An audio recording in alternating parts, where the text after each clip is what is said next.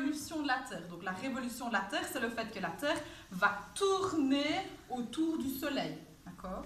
Alors cette révolution, elle va expliquer les saisons. Alors la Terre, pour pouvoir comprendre les saisons, on la divise en deux parties. On regarde la ligne qui est ici au centre de la Terre. Quel équateur? Voilà, qui est l'équateur. Excellent, Juliana, merci. La partie qui est au-dessus de l'équateur, c'est l'hémisphère nord. Et la partie qui est en dessous, c'est l'hémisphère sud. Super. Alors, on regarde en fait que la Terre, elle est légèrement inclinée. Donc, il y a la lumière qui va être envoyée par le Soleil.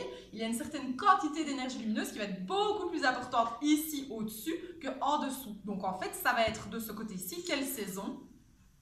L'été. L'été, très bien, parce que la quantité d'énergie lumineuse est beaucoup plus importante ici que là-bas. Donc, c'est l'été dans l'hémisphère nord et c'est l'hiver au-dessus. L'hiver dans l'hémisphère sud. Super.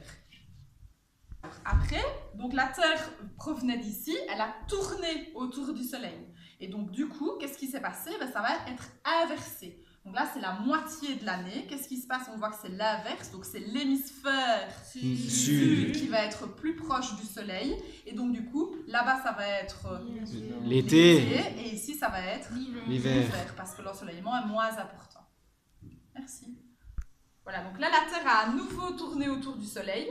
Dans cette configuration, on voit l'axe de rotation de la Terre, il est incliné vers ici. Donc en fait, il n'y a aucune des deux parties qui est plus ou moins éclairée par le Soleil. Elles sont toutes les deux éclairées de la même manière.